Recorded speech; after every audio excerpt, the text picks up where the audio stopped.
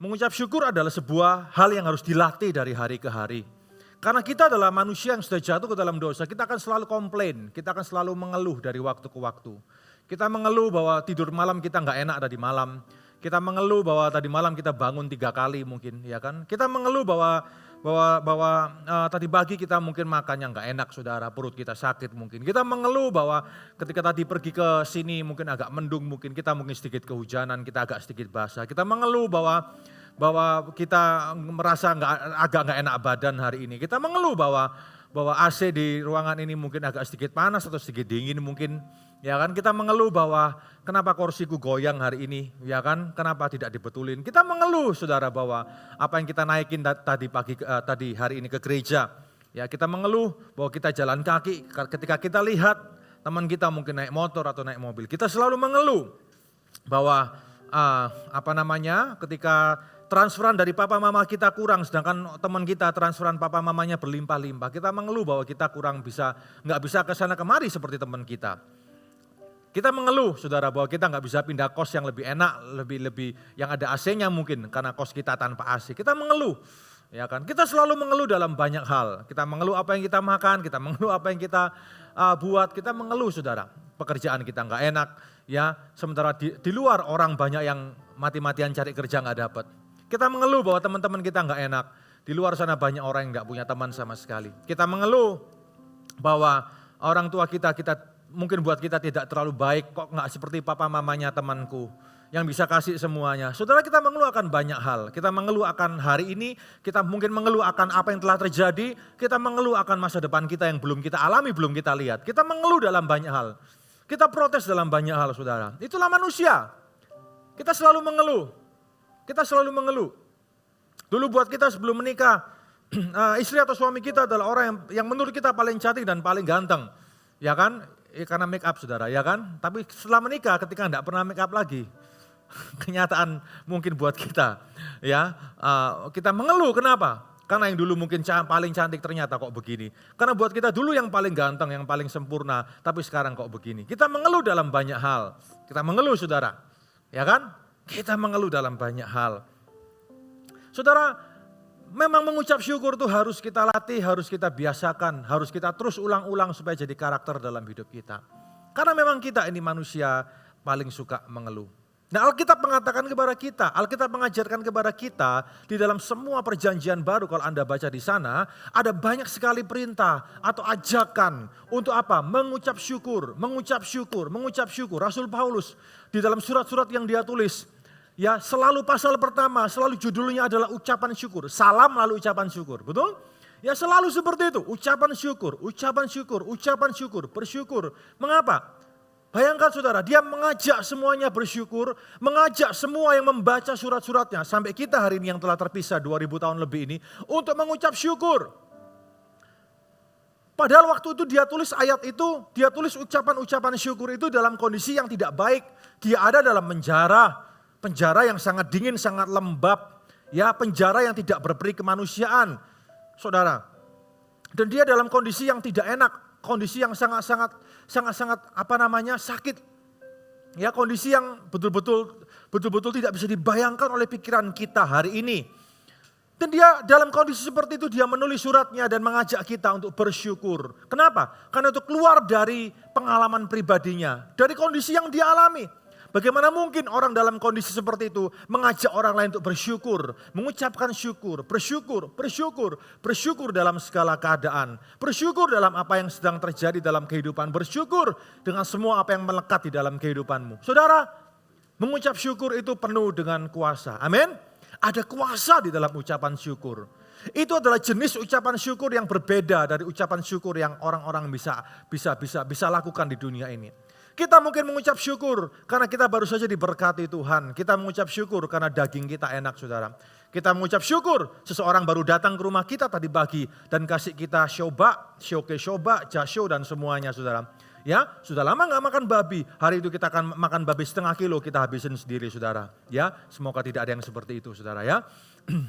Saudara, kita bersyukur karena kita kenyang, kita senang, daging kita enak. Kita bersyukur hari ini transferannya dari papa dan mama ternyata double 2 kali lipat, ya kan? Berkat untukmu, silakan dipakai untuk apa, ya. Nah, saudara, kita bersyukur untuk hal semacam itu. Kita bersyukur. Hari ini kita bisa dapat mobil baru, kita mungkin dapat sepeda motor baru. Kita bersyukur. Oh, kita bersyukur dagangan kita laku keras hari ini. Kita bersyukur semuanya laku hari ini, ya kan? Kita dapat fee, kita dapat ini, kita dapat itu, kita dapat komisi yang luar biasa, ya.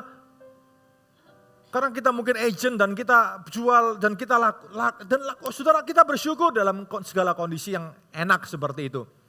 Kita bersyukur karena kita naik kelas, kita bersyukur karena IP kita bagus, kita bersyukur, ya kan, dalam semua yang kita lakukan semuanya mendatangkan hal yang menyenangkan kita, menyukakan hati kita, mengenakkan daging kita. Itu adalah ucapan syukur yang paling rendah levelnya, saudara. Rasul Paulus mengucap syukur dalam kondisi apa? Kondisi yang tidak baik. Kondisi kedinginan, kondisi terpenjara, dibelenggu di dalam penjara yang kejam hari itu, yang tidak ada hak asasi manusia sama sekali.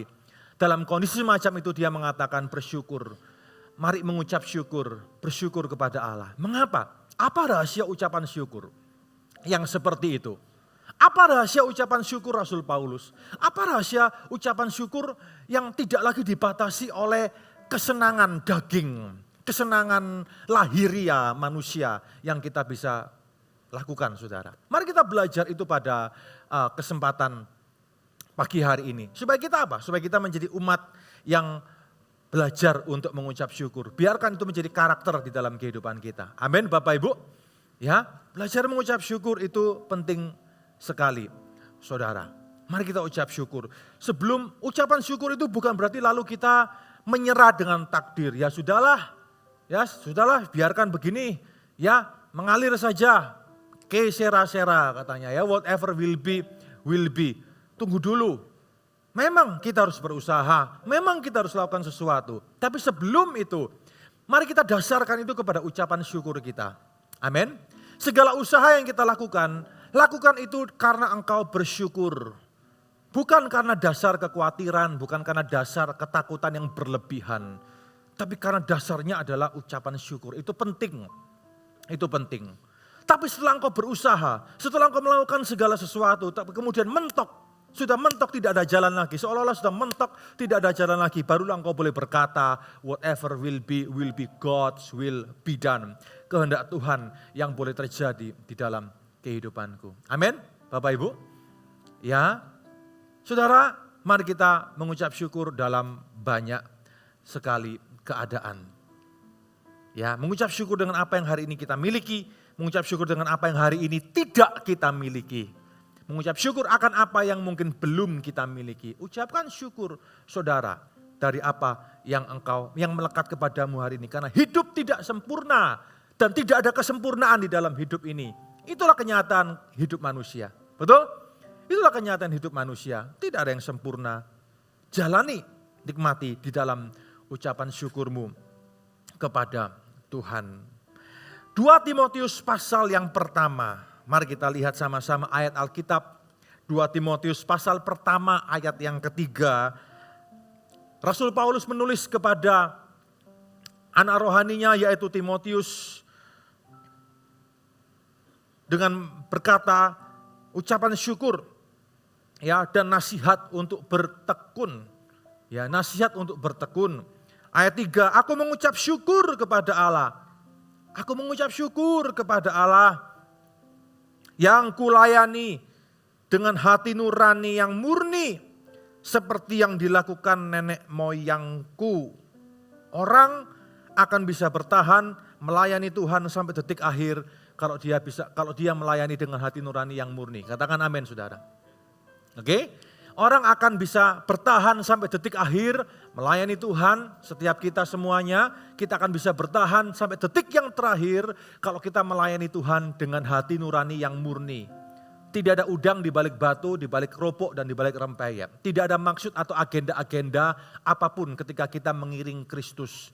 Itu yang akan menjamin iman kita bertahan sampai kepada akhirnya. Kita akan bertahan dalam pelayanan kita sampai akhir ketika hati nurani yang murni itu adalah dasar kehidupan kita.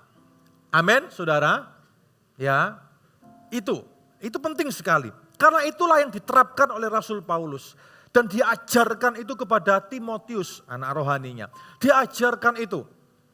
Bagaimana kalau melayani Tuhan itu harus penuh ucapan syukur. Tidak akan sempurna hidupmu. Apa yang kau doakan tidak akan selalu terjadi. Apa yang kau minta tidak akan selalu tergenapi. Tidak akan. Tidak semua yang kita minta itu akan digenapi oleh Tuhan. Tidak akan seperti itu ceritanya. Tapi ucaplah syukur. Ucaplah syukur kepada apapun yang Tuhan tetapkan atau Tuhan berikan di dalam hidupmu. Karena semuanya itu tanpa maksud, tanpa tujuan. Semuanya itu adalah untuk kebaikan kita semuanya. Amin saudara? Amin. Dan selalu aku mengingat engkau dalam permohonanku, baik siang maupun malam. Dan apabila aku terkenang akan air matamu yang kau curahkan, aku ingin melihat engkau kembali supaya penuhlah kesukaanku. Sebab aku teringat akan imanmu yang tulus ikhlas, yaitu iman yang pertama-tama hidup di dalam nenekmu Lois dan di dalam ibumu Eunike, dan yang aku yakin hidup juga di dalam dirimu. Karena itulah kuperingatkan engkau untuk mengobarkan karunia Allah yang ada padamu oleh penumpangan tanganku atasmu. Dia mengucap syukur untuk Timotius ini. Timotius ini gak sempurna saudara. Ya, Timotius ini dasarnya penakut. Ya, anak penakut. Hatinya ciut, hatinya gampang keder. Ya, hatinya tuh kecil. Itulah murid yang diberikan Tuhan kepada Rasul Paulus yang terkenal galak ini, ya kan, terkenal tegas ini saudara. Tapi dia mengucap syukur atas Timotius.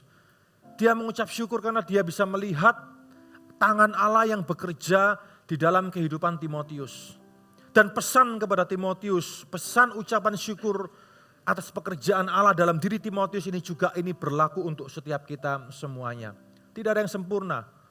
Guru selalu mungkin pengen, kalau enak-enak kan kalau guru punya murid yang pinter-pinter semua gitu kan saudara, enak kan? Enak, ya kan? Murid-muridnya disuruh lomba, menang semua, yang dapat nama siapa? Ya gurunya, enak kalau ceritanya selalu seperti itu, betul nggak? Ya kan? Tapi Tuhan berikan kepada Timotius, kepada Rasul Paulus ada seorang murid yang kontras, yang sangat-sangat bertolak belakang dengan karakternya. Timotius Rasul Paulus yang awalnya enggak sabaran itu dapat murid yang seperti ini. Hatinya ciut, ya kan, seorang penakut, punya masalah fisik lagi, ya kan, punya masalah mahnya ini akut saudara. Ya kan? Tapi dia bersyukur. Dia memuridkan orang yang dipercayakan kepadanya. Hari ini apa yang Tuhan berikan dalam hidupmu? Mungkin itu adalah member-member CG saudara. Karakternya macam-macam mungkin. Tidak akan kau bersyukur dengan apa yang kau berikan. Yang diberikan Tuhan dalam hidupmu itu. Bahkan Yesus pun bersyukur. Untuk murid yang namanya Yudas. Sekalipun pada akhirnya Yudas mengkhianati dia. Karena Yudas dipilih oleh Yesus. Itu pun sudah dalam rencana Allah. Amin saudara. Ya kan? Keputusan pribadilah yang membuat Yudas akhirnya mengkhianati Tuhan Yesus. Dia bersyukur mengingatkan bahwa engkau iman yang telah hidup dalam nenekmu, dalam mamamu sekarang hidup juga di dalammu. Dan dia berkata apa? Aku memperingatkan engkau, kobarkan karunia yang ada padamu. Sebab Allah memberikan kepada kita bukan roh ketakutan, melainkan roh yang membangkitkan kekuatan, kasih dan ketertiban. Jadi janganlah malu bersaksi tentang Tuhan kita. Janganlah malu karena aku, seorang hukuman karena dia. Melainkan ikutlah menderita bagi Injilnya oleh kekuatan Allah. Rasul Paulus sedang mengingatkan Timotius untuk apa? Bersyukur untuk panggilan Allah dalam hidupmu. Bersyukur dalam panggilan Allah, pilihan Allah dalam hidupmu. Jangan malu bersaksi. Jangan malu untuk bersaksi tentang Kristus. Jangan malu bersaksi. Jangan malu akan panggilanmu, jangan malu atas talentamu, jangan malu atas karuniamu. Bersyukur atas semua yang telah Tuhan berikan itu loh. Talenta yang melekat pada saudara, karunia yang melekat pada saudara, kelebihan-kelebihan yang melekat kepadamu. Apa yang diberikan Tuhan dalam hidupmu hari ini, ucapkan syukur atas itu semuanya. Amin saudara? Ya kan? Ucapkan syukur. Sekalipun itu adalah sesuatu yang orang kadang tidak bisa lihat, kadang tidak bisa hargai. Ucapkan syukur. Ucapkan syukur. Aku nih cowok, tapi kok aku sukaannya bikin puisi ya. Ucapkan syukur saudara. Kenapa? Tuhan punya maksud kasih talenta seperti itu. Amin. Iya loh. Lihat penyair-penyair besar Indonesia, dunia yang menang Nobel sastra semuanya itu. Lebih banyak cowok atau cewek? Cowok. Bayangkan saudara. Ya, jangan pernah minder. Aku kok begini ya, sukaannya bikin puisi ya. Ya kan saudara ya. Kok aku enggak bisa kayak teman-temanku yang lain ya, sukanya basket, begitu kan ya. Yang olahraga yang high body contact semacam itu. Ucapkan syukur karena bukan tanpa maksud, bukan tanpa tujuan. Saya dulu seperti itu, tak ingat-ingat dulu waktu SMP. Saya kok, kalau dulu kan waktu ekstrakurikuler itu loh ya. Ya kan, saya tuh ngambilnya karya ilmiah remaja, itu kayak apa ya saudara ya. Ya, aduh kok saya ini bingung saudara ya kan. Kenapa ya kok saya kayak teman-teman saya ya. Dulu teman-teman waktu itu zamannya NBA itu loh yang lagi tenar-tenarnya. Michael Jordan, bahkan Chicago Bulls, Scottie Pippen, Steve Kerr, kan begitu-gitu saudara. Ya kan, Shaquille O'Neal yang kalau basket itu itu bintangnya sekolah seperti itu kan. Saudara kalau masuk sekolah itu sambil bawa bola basket itu sudah kayak bintang NBA aja di sekolah. Ya kan? Itu yang tenar itu ya, cowok-cowok pujaan wanita tuh itu anggota basket semuanya saudara. Saya kok enggak bisa begitu. Ya, tapi Tuhan punya maksud, Tuhan punya tujuan juga. Ya kan? Karena hari itu waktu ikut itu ternyata ada persiapan lah kira-kira ya waktu itu sekolah membuat sebuah karya ilmiah akhirnya ke Jakarta saudara ya kan. Masuk ke salah satu kedutaan besar di salah satu negara Eropa Timur di Jakarta, diterima oleh staf kedutaan di sana karena saya sedang membuat karya tulis makalah tentang komunisme hari itu ya, tahun 90-an saudara ya, tentang komunisme waktu itu. Ya kan, kejatuhan komunisme. Menang saudara, dapat A. Ya kan? Tapi yang dapat nama ya itu ya gurunya. Ya kan? Ya. But it's okay. Ternyata itu berguna, itu berguna. Itu ada sesuatu yang ternyata saya baru ngerti, itu yang memudahkan saya untuk membuat skripsi dan tesis. Ini bukan apa ya, buat saya membuat itu dan agak lebih mudah buat saya. Karena Tuhan dari awal sudah persiapkan itu. Saudara, kadangkala kita tidak bersyukur dan kita menolak apa yang Tuhan siapkan, telah tanamkan dalam hati kita, dalam hidup kita. Kita pengen seperti tipe orang lain, kita pengen seperti hobi orang lain, kita pengen seperti aku pengen, kenapa kok aku enggak pinter ini, sekarang kenapa kok seperti itu. Kita seringkali menolak diri kita, menolak kelebihan kita, padahal itu Tuhan tanamkan bukan tanpa maksud, bukan tanpa tujuan. Paulus mengingatkan Timotius, kamu bersyukurlah dengan apa yang ada padamu. Bersyukurlah kalau kamu punya sakit mah. Ya kan, bersyukurlah. Bukan tanpa maksud, bukan tanpa tujuan itu. Itu akan melatihmu untuk tidak gampang stres. Kalau kamu stres gampang mah. Timotius punya mah. Mahnya akut saudara. Di kesempatan lain Rasul Paulus katakan apa? Tambahkanlah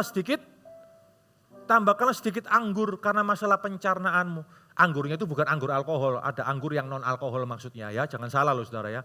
Tambahkan sedikit anggur ya kan. Wah sedikit itu seberapa Pak? Ya, buat saya sedikit itu 1 gelas kecil Pak. Buat orang lain mungkin 2 botol itu sedikit saudara. Ya kan, ini kan kacau kalau begini ya kan.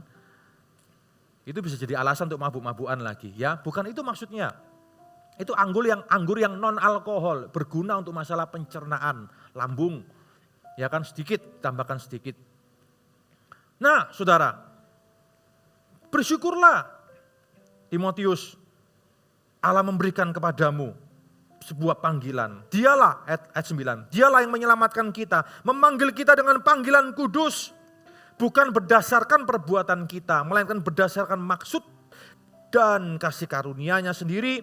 Ya, grace, maksud dan kasih karunia-Nya yang telah dikaruniakan kepada kita dalam Kristus Yesus sebelum permulaan zaman. Amin saudara. Tuhan telah mengaruniakan kepada Anda hal-hal yang telah ditentukan oleh Allah untuk setiap Anda masing-masing. Amin. Tuhan telah menentukan itu bagi Anda semuanya. Apapun yang melekat kepadamu hari ini, apapun yang telah dipercayakan kepadamu hari ini, Tuhan mempercayakan itu, jagalah itu baik-baik. Seperti apa model anak saudara, seperti apa model cucu saudara, seperti apa model suami atau istri saudara, seperti apa model semua yang melekat padamu. Semuanya itu kepercayaan Tuhan dan itu harus diterima, itu harus dijaga dengan baik. Amin.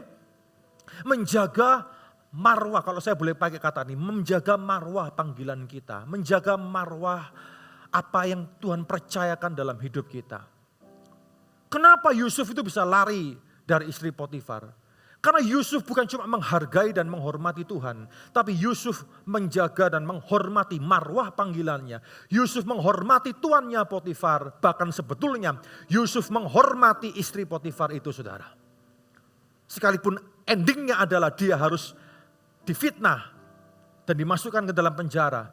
Tapi dengan lari daripada godaan itu, sebetulnya dia mau mengatakan kepada istri Potifar bahwa aku menghormatimu. Belajarlah untuk engkau menghormati dirimu sendiri. Halo. Amin saudara. Berapa banyak orang tidak bisa hormati dirinya sendiri. Dengan menjual dirinya murah kepada orang lain.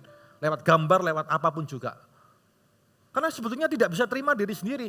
Tidak bisa menghormati dirinya sendiri. Orang yang tidak bisa menghormati dirinya sendiri, bagaimana akan dihormati orang lain? Kalau ketemu orang yang juga mudah memanfaatkan, habislah sudah. Tapi Yusuf punya integritas sebagai seorang pria, sebagai seorang laki-laki. Di hadapan Tuhan, di hadapan semua orang. Dan dia berkata bahwa aku menghormati marwah panggilanku. Aku menghormati Allah yang memilihku. Aku menghormati Tuanku Potifar. Aku juga menghormatimu sebagai istri Tuanku. Aku menghormati anak-anakmu sebagai anak-anak dari Tuanku. Aku menghormati semua yang melekat kepadaku. Aku menghormati dan aku bersyukur untuk semua yang Tuhan tetapkan. Saudara, mari kita belajar seperti itu. Amin. Mari kita belajar untuk menghargai, mengucap syukur dan menghargai apa yang telah Tuhan tetapkan di dalam kehidupan kita hari ini. Amin saudara.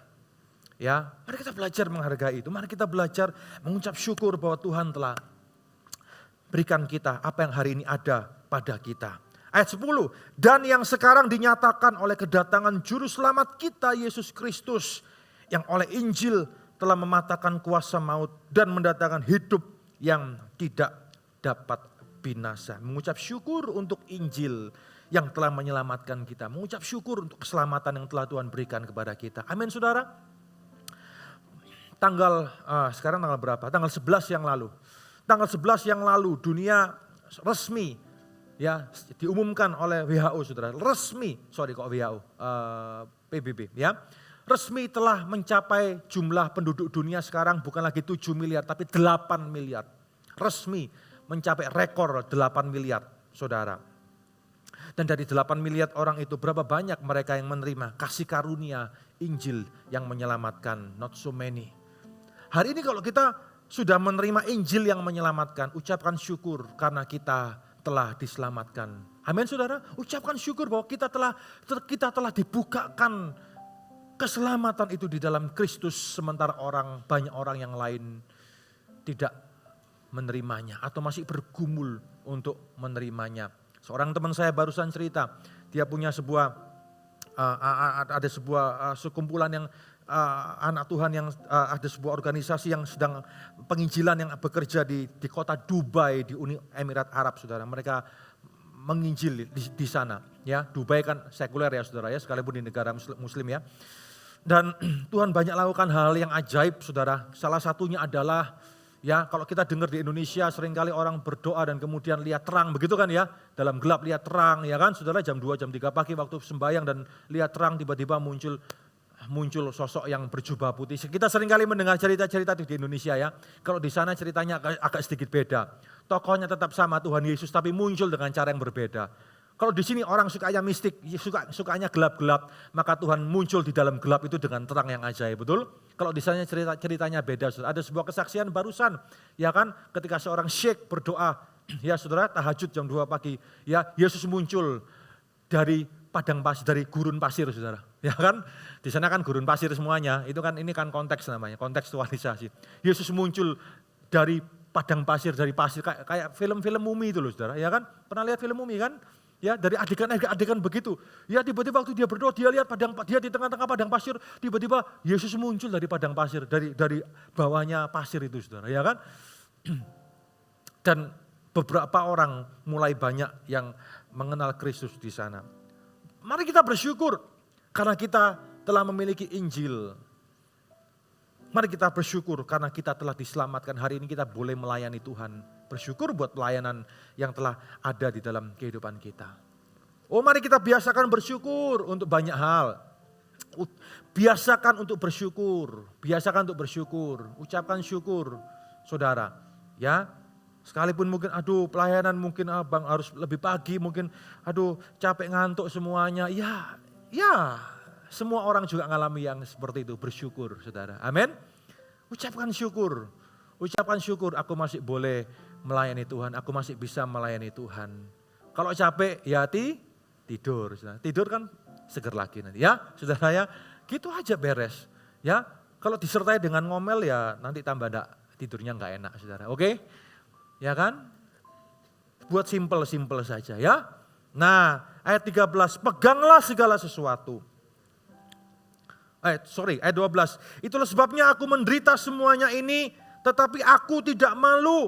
Karena aku tahu kepada siapa aku percaya dan aku yakin bahwa dia berkuasa memeliharakan apa yang telah dipercayakannya kepadaku hingga pada hari Tuhan. Peganglah segala sesuatu yang telah engkau dengar daripadaku sebagai contoh ajaran yang sehat dan lakukan itu dalam iman dan kasih dalam Kristus Yesus. Bersyukur. Hari ini kalau kita masih mendengar khotbah yang sehat, bersyukur. Hari ini kalau kita masih mendengar ajaran yang sehat, kalau kita masih bisa ikut pengajaran yang sehat, bersyukur untuk itu semua. Hari ini banyak orang cari sesuatu yang hanya menyukakan telinga saja, saudara. Ya, beberapa waktu yang lalu saya diajak IG Live sama Pak Iwan, ya di forum I Declare itu, saudara.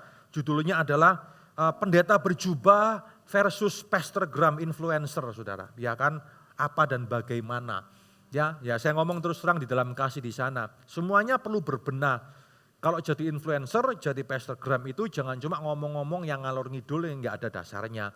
Nanti menyesatkan umat, ya saya nggak ngomong menyesatkan. Nanti kita harus bisa mempertanggungjawabkan apa yang kita katakan. Ya kan, jangan hanya mengejar like, subscriber, views dan semuanya lalu mengorbankan konten, itu bahaya. Ya, jangan sampai kita terkenal lalu kemudian umat tersesat. Itu nanti pertanggungjawabannya di sana. Amin, saudara. Bersyukur kalau hari ini kita masih bisa dengar ajaran yang sehat. Bersyukur kalau hari ini kita masih bisa dengar khotbah yang make sense, yang membuat iman kita semakin bertumbuh ke arah Kristus. Karena di luar sana ada banyak sekali. Ya, orang tidak lihat, orang hanya ingin lihat sesuatu yang pokoknya yang menarik saja, dianggap semuanya itu kebenaran, padahal ada banyak berita yang menyesatkan. Lihatlah, ada banyak sekali bukan akun-akun satir ya, saudara, yang isinya mencerca sana sini, ya kan, mencerca banyak ajaran dari hamba-hamba Tuhan dan semuanya. Saya enggak, bagaimana ya, kadangkala memang faktanya begitu, saudara, ya. Faktanya memang adalah banyak ajaran-ajaran yang menyimpang. Mari kita bersyukur untuk hal itu. Amin. Mari kita bersyukur seperti yang dikatakan di ayat 12 tadi. Tuhan mempercayakan, memelihara apa yang dipercayakan kepada kita. Yaitu iman kita, iman keselamatan kita. Bersyukur bahwa Tuhan telah memeliharakan itu sampai pada akhirnya nanti. Kenapa? Banyak orang di tengah jalan murtad. Banyak orang di tengah jalan meninggalkan Kristus. Banyak, banyak, saudara. Ada banyak orang jual Yesus karena macam-macam. Harta, tahta, karena jodoh. Ya, ada banyak sekali orang jual Yesus karena itu. Ya, Saudara, mungkin juga ke depan akan semakin banyak orang yang akan begitu. Hari ini kita diingatkan untuk bersyukur atas berkat keselamatan yang Tuhan berikan kepada kita. Ayat 14, pelihara harta yang indah yang telah dipercayakannya kepada kita oleh Roh Kudus yang diam di dalam kita. Peliharalah harta yang dipercayakan Roh Kudus di dalam kita.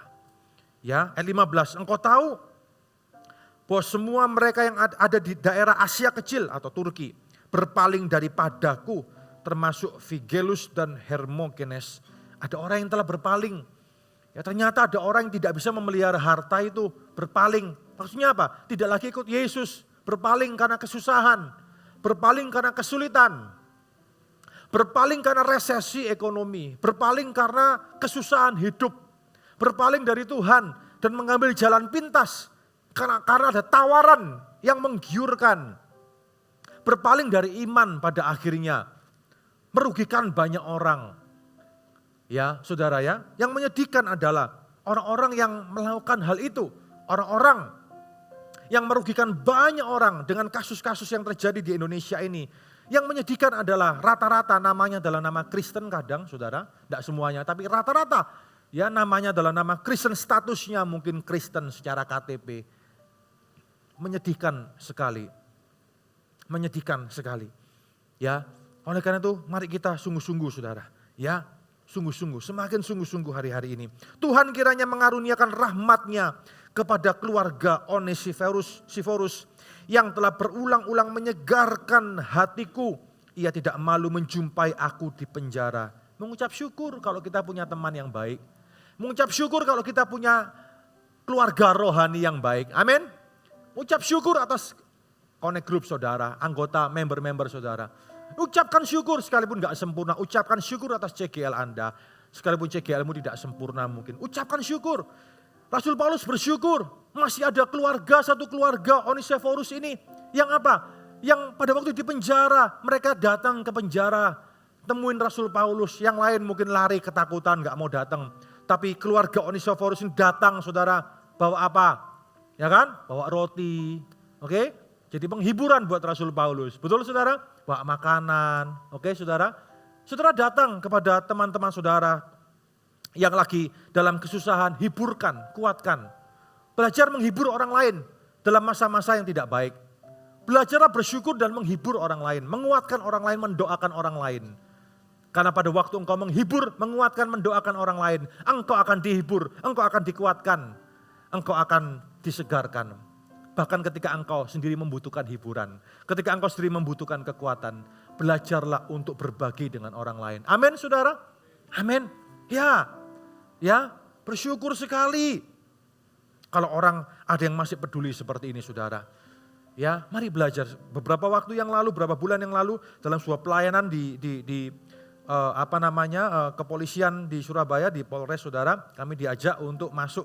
Untuk mendoakan salah satu anak Tuhan masih remaja sudah masuk penjara. Ya kan saudara? Gara-gara kasus apa? Nyuri. Ya kan? Nyuri saudara. Ya. Orang tuanya nggak mau lagi lihat. Ya kan? Orang tuanya marah sekali. Bayangkan masih usia remaja. Ya. Begitu datang masuk ke dalam ya di penjara itu saudara.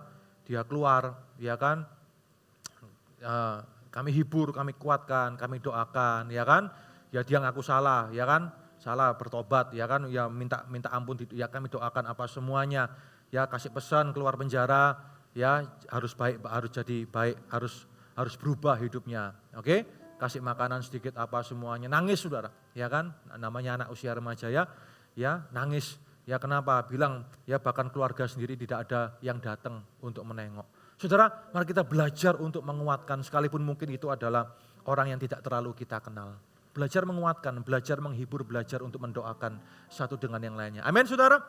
Ya, bukan hanya pemimpin mendoakan umat tapi juga umat, jemaat. Saudara juga harus mendoakan para pemimpin. Semua kita perlu untuk saling mendoakan satu dengan yang lainnya.